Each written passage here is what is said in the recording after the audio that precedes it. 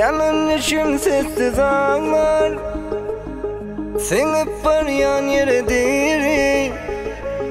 Menim yananlarım biri, kotarmadı başım kandan. Yok mu?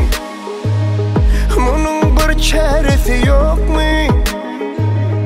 Yanan men bolum hemişe, oyunmu ıslayan düşten.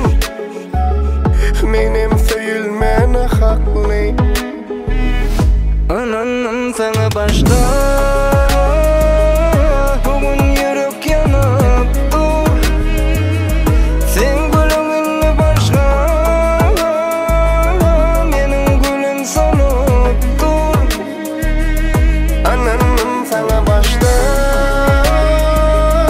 bugün yürek yanıp dur. Sen gülümün başka,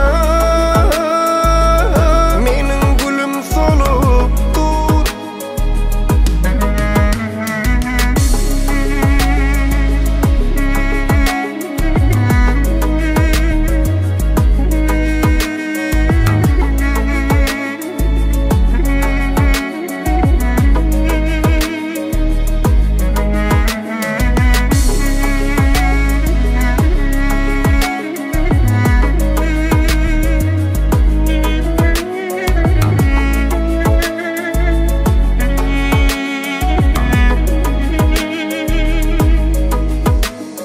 Yaşım, gözümden akan bu yaşım, hiç vakit kalmaz o yerde.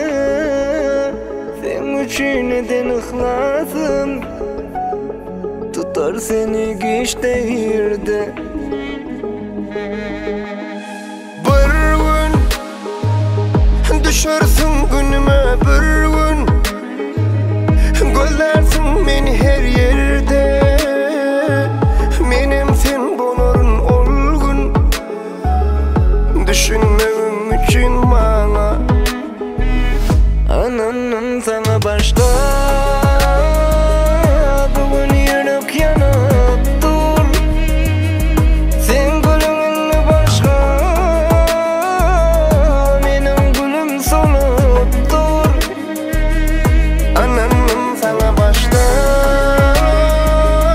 bugün yürek yanıp dur. Sen gülümün başka, benim gülüm solup dur.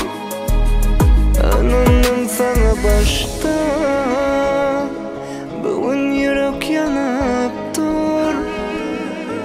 Sen gülüm enni başka, benim gülüm solup dur.